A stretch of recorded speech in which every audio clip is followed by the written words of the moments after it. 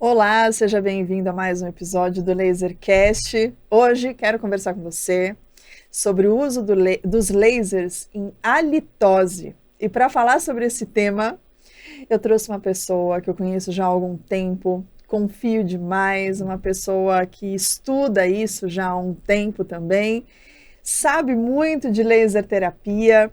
E quem eu vou chamar? Doutora Vera Brito. Então, doutora Vera, seja muito bem-vinda. A gente já se conhece há um tempo, já escutei você falar sobre esse tema algumas vezes e fiquei encantada. Seja bem-vinda ao LaserCast. Ai, Luana, eu que agradeço muito, sou sua fã, seguidora, desde a primeira aula que eu tive com você, você me encantou também, porque você demonstra muito interesse pelo laser.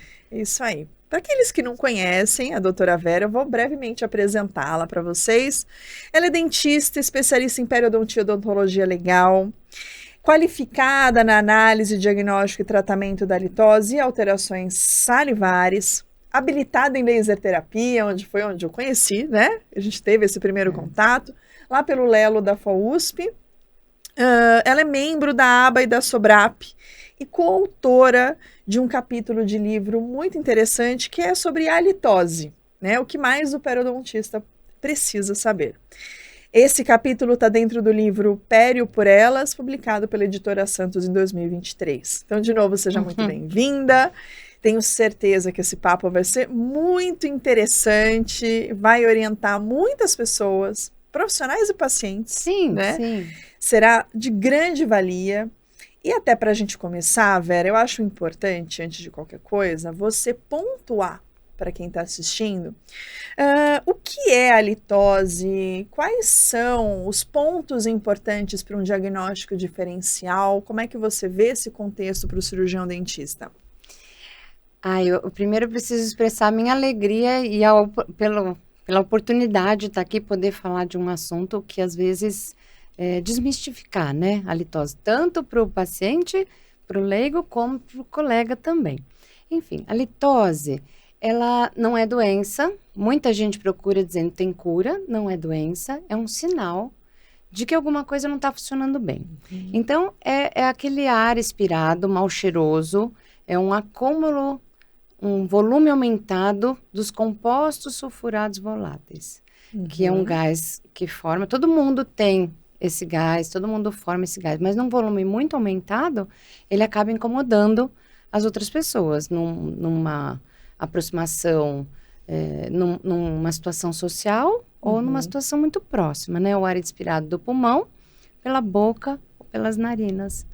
É isso, mas não é doença. E por isso que a gente fala que não tem cura, mas tem solução. E qual é o contexto que hoje você vê das alterações em glândula salivar e saliva nesse diagnóstico? Como que você contempla essas informações? Então, eu faço a litose, estudo a litose desde o ano 2000, 2001, e fui me habilitando, estudando, é uma coisa que a gente não para.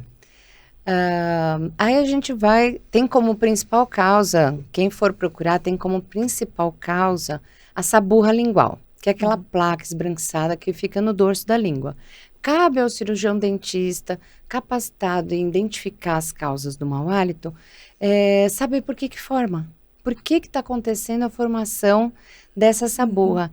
E, na maioria das vezes, a quantidade e a qualidade de saliva faz parte dessa formação, tanto quantitativamente quanto qualitativamente. Isso tudo implica na formação da litose.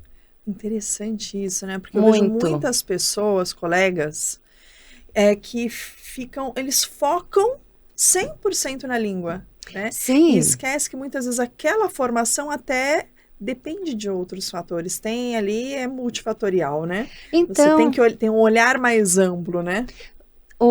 Mas ele tem fluxo normal, mas ele é respirador bucal. Ele mora no Rio Grande do Sul, então é o dia inteiro com chimarrão, aquela bebida muito quente. Então, são vários fatores, mas a composição e a qualidade de saliva também eu hoje em dia foco, eu não faço nada antes de adequar fluxo salivar, sabe? Eu acho que é o principal componente da formação dessa É borra. interessante, porque você vê que a saliva, ela é pouco observada pelos profissionais, né? Eu E trabalho com você, então, xerostomia eu e lembro você hipossalivação, mostrando. e fazer, por exemplo, uma cintilografia ou Então, uma cialometria, aliás, é é simples, né? simples. A gente consegue pontuar, avaliar se aquele paciente tem alteração de fluxo, de composição. É um pouco mais complicado, mas de fluxo é algo também simples, né? Mesmo mensurar o pH, que são fatores que deveriam ser um pouco mais praticados e não são, né? Você quer comparar um paralelo aí? Fazer exame de bolsa periodontal, né? Ninguém faz um exame periodontal. Não E faz. saliva também não. Então, e falando na qualidade, só o fato de ter a redução do fluxo já altera a qualidade, né? Uhum. E alimentação, emoção, a gente vai falar um pouquinho mais Pontuando, sobre né? isso. E assim, voltando ao que você estava falando, fica esse foco na língua, aí nisso que o laser entra muito, né? As pessoas olham só. Era justamente isso que eu ia te perguntar. Ia te perguntar, então, dentro desse contexto, quais são as possibilidades, né, de você incorporar? Como é que você tem incluído essa tecnologia nos seus tratamentos para litose? Ai, isso foi fantástico. Quando eu comecei a estudar, fazer habilitação, e na verdade, eu conheci o laser por um curso, mas era de uma fisioterapia. Era de laser puntura. Eu falei, gente, isso deve fazer mágica na boca. E aí eu fui pro Lelo. Uhum. E aí cada aula, cada palestra, cada aula que eu tinha no Lelo, eu ficava encantada com tudo. Quando chegou na pério, e assim, eu já fazia litose há pelo menos 17 anos, e aí você vai vendo as possibilidades, por isso que eu acho que é extremamente relevante Uhum. não ter o laser e pegar protocolos, você estudar para você poder explorar o que essa tecnologia pode te entregar. E aí eu comecei a usar muito na pério e pensei, né, como... Por que não na litose, né? Claro, porque... E começou mesmo com a língua, porque se aquela placa é uma placa bacteriana, e no caso a PDT tem essa finalidade, né? Uhum. Então, tudo começou assim, mas ela vai muito além, né? Vai muito além. Porque hoje a gente já sabe também da disbiose, a disbiose bucal, né?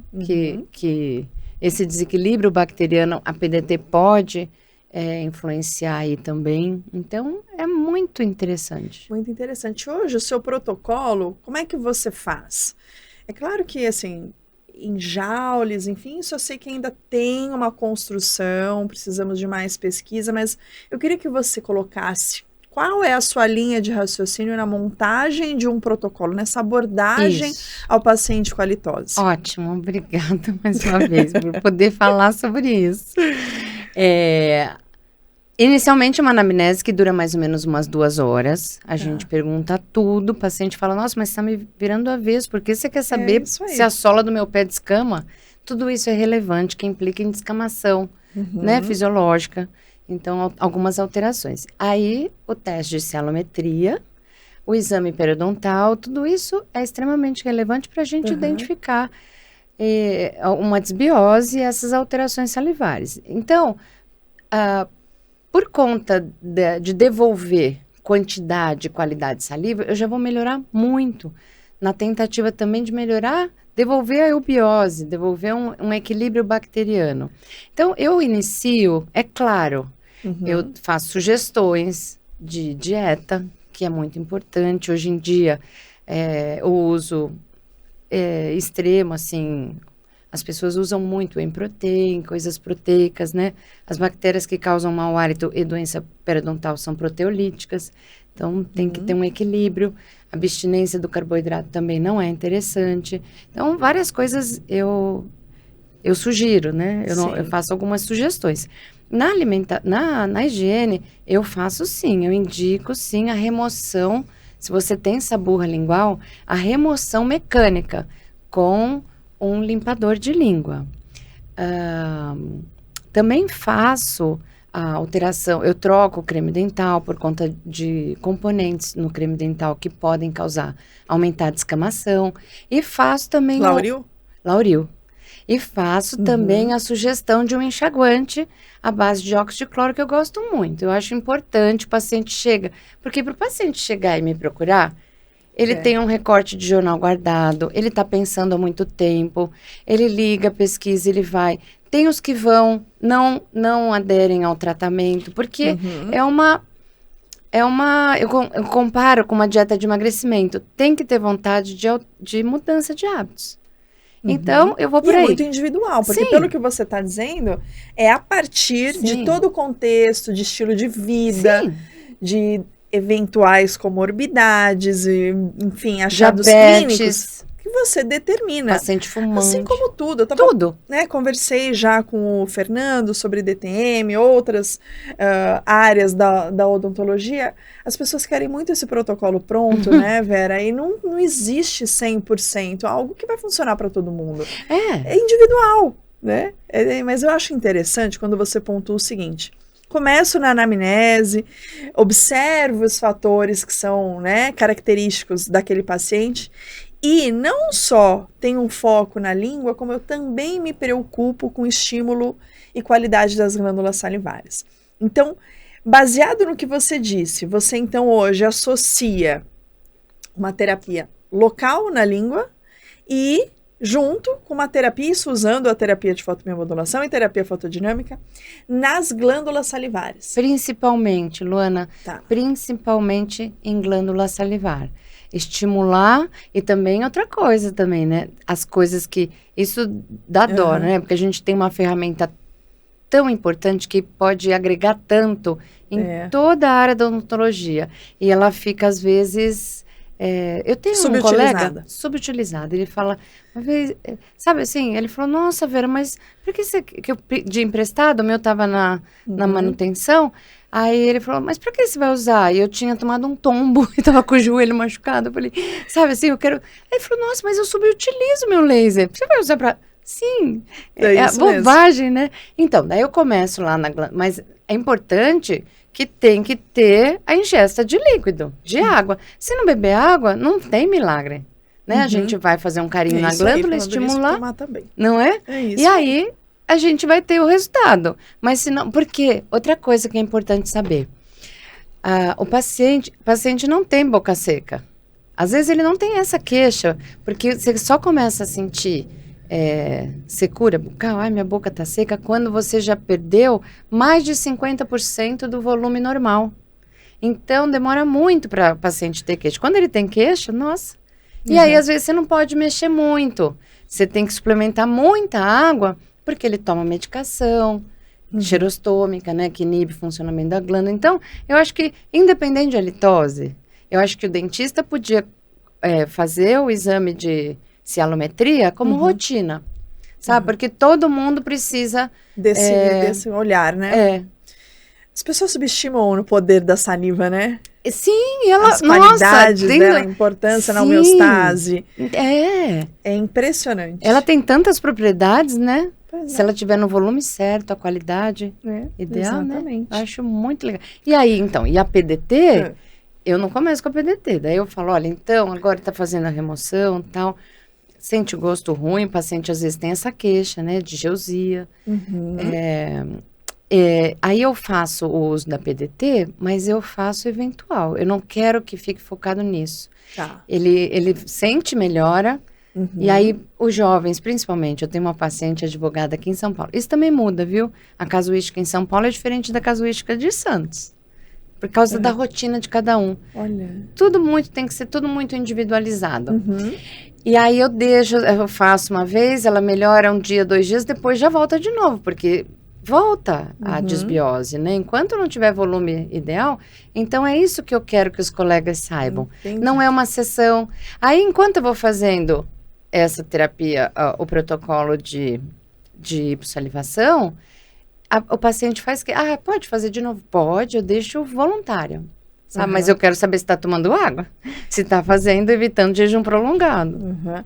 Mas, por exemplo, para outras condições, outros grupos de paciente, eu acabo fazendo várias sessões de laser na região das glândulas salivares para que eu consiga ver o resultado, né? Nesse grupo, você chega a fazer muitas sessões, não é a mesma questão, às vezes 1 ou 2 sessões funciona. Como que é a dinâmica nessa frequência? Não, 1, 2 não, mas ele sente. Nossa, no outro dia eu fiz... rápido. No outro dia eu fiz, porque na pério, eu fiz uma raspagem, e assim eu gosto... Então, é nos detalhes, quando você tem o laser na mão, aí fica aquilo sangrando, fica dolorido. Eu uso o laser ali na gengiva, sabe, como uma biomodulação. E a paciente tem queixa, ela é minha paciente de halitose, e ela tem hipossalivação, mas eu resisto um pouquinho, porque o paciente acomoda, ele acha que... Aí, eu acho que melhorou a minha... o meu fluxo salivar, eu acho que eu tô salivando mais. E não foi, porque eu não fiz em glândula, fiz bem na gengiva, sabe? Fiz só um pouquinho.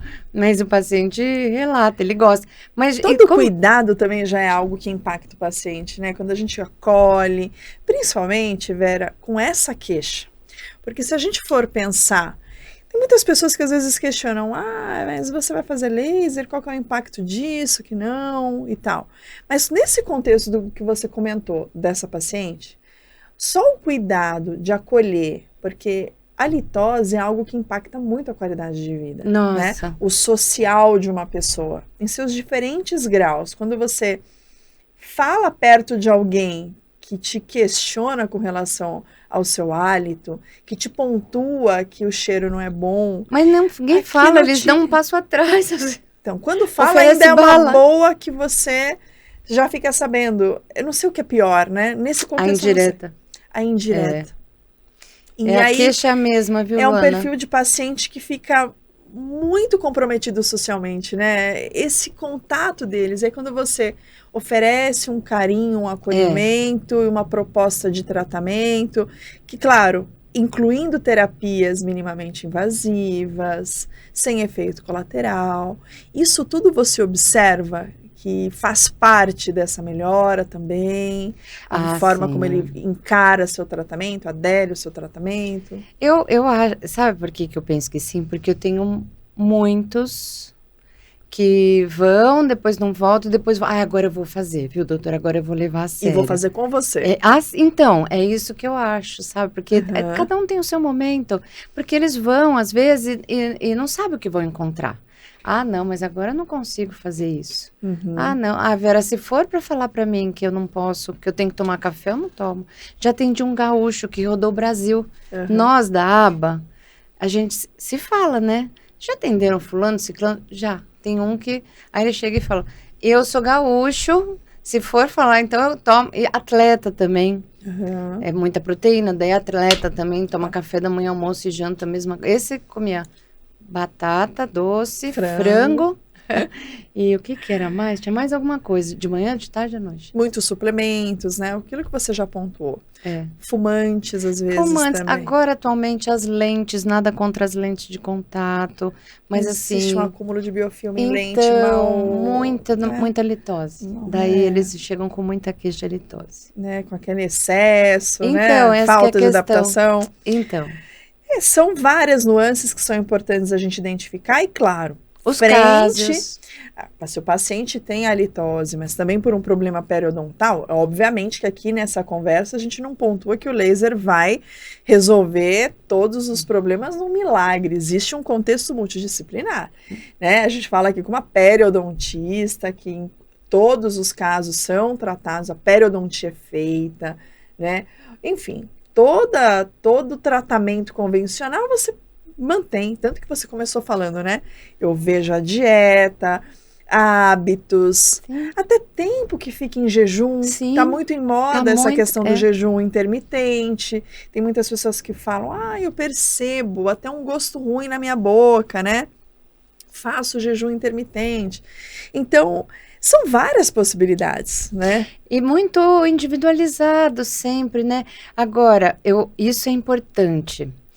A maioria dos meus pacientes, a minha casuística é tipo assim, 80% mais 2 menos 2 de bocas perfeitas, sem problema periodontal. Mas é importante fazer a sondagem também. Porque a gente vai entrar naquele... no pH, né, básico, enfim. Aí as bactérias que funcionam mais aqui, mais ali. Então, a maioria dos meus pacientes escovam. Isso eu estava falando também no outro dia no grupo de medicina periodontal. Escovam. Eu tenho um paciente que fala que escova 10 vezes. E mesmo assim? Dá dó, porque ele quer fazer tudo. Faz bochecho com enxaguantes com álcool, muito álcool, e engole. Eu engulo, doutora, porque eu acho que vem daqui de dentro. Eu faço bochecho, mas eu engulo. É sério. É sério. Então, não pode oferecer, eu tenho a solução, e pegar o laser e fazer a PDT. Tem que conhecer muito, porque né? vai frustrar Tem o que paciente conhecer. e você também. Né? E você, dentro dessas associações, tem algum programa para disseminar esse conhecimento, orientação? Já tem algum projeto para você ampliar? Porque eu vejo que você é engajada nesses projetos, né? A gente só, nesse paralelo, eu tenho um grupo de estudos online que já esteve mais ativo, né? De laser e odonto hospitalar. Que Vera faz parte, mas num dos nossos encontros de mentoria a gente discutiu muito sobre isso, né? E você acaba vendo quanto profissionais que são qualificados, bem informados, têm dúvidas até hoje. E também não tem informação. Eu falo... Não tem informação, né? A gente fica perdido. Você pontuou, poxa, até o tipo de dentifrício, ingesta de água... Detalhes, né, que fazem diferença. Então, eu tenho muita vontade de fazer assim, não tenho, eu acho que não, como eu, por exemplo, eu não faço implantodontia, mas eu tenho conhecimento para informar meu paciente, né? Eu não faço endodontia, um monte de coisa, né, mas a gente tem que saber informar para o paciente. Então, nem que seja para encaminhar para alguém que saiba. Exatamente, é isso que eu quero oferecer, o mínimo para o dentista. Não encaminhar para o gastro ou para o otorrino. Meu dentista, eu tenho todo mundo, isso é 100%. Mas eu passei pelo meu dentista e meu dentista falou que eu não tenho problema nos dentes. Dentista cuida mais do que dente. Não é isso que a gente precisa entender, que dentista cuida mais do que dente. Cuida da cavidade bucal, da saliva. Não avaliou a mucosa, não avaliou a língua. Sabe que esses dias eu estava avaliando um paciente... E falei pra ele, coloca a língua pra cima, pro lado. Isso. Aí ele, como assim? Eu quero olhar, avaliar a sua mucosa. Mas eu nunca fiz isso. Tenho 60 anos e nunca fiz isso pra nenhum dentista. Não é comum, né? Infelizmente, porque assim, eu mesmo sendo professora da graduação, já estive em disciplinas como, por exemplo, semiologia, que a gente tem esse primeiro contato com o paciente. A gente ensina isso, mas eu acho que naquela rotina dia a dia, são poucos que mantêm esse olhar mais amplo, que vai além de dente. Olhar a saliva, a coloração da mucosa, da língua, a espessura da saliva, até aquele acúmulo, aquela saliva grossa que tem pacientes que apresentam. E que são coisas tão simples que é fácil alterar, né? Exato. Mas eu sou uma esperançosa, assim, eu tenho esperança. Eu também. Eu acho que pela pério, assim, cada vez mais... O dentista tem que ocupar o seu espaço. A boca faz parte do corpo. Houve um tempo que separaram a boca do corpo e não parece. E é isso a minha campanha, assim. Do mesmo jeito que você vai ao gastro, ao cardiologista, ao ginecologista, ao urologista, vá ao dentista anualmente, né? Não espera ter dor. Esse dentista tem que fazer todas essas observações. Exatamente. E ouvir a queixa do mau hálito. Porque às vezes é simples. Às vezes não precisa entrar num tratamento. E se você tem uma ferramenta como laser, você pode... Quantas vezes você tá lá fazendo alguma coisa e você não dá uma machucadinha, esbarra no lábio? Você tem um laser ali, ou o paciente fala, eu tô com uma afta. É isso aí. Exatamente. E você acha que o laser teria alguma contraindicação? Tem algum caso que você não faz? Olha, como fazer a PDT, né? Eu quero que ele chegue com a língua limpa, senão eu limpo. E se eu enxergar alguma lesão, alguma alteração, eu pergunto, isso é uma afta?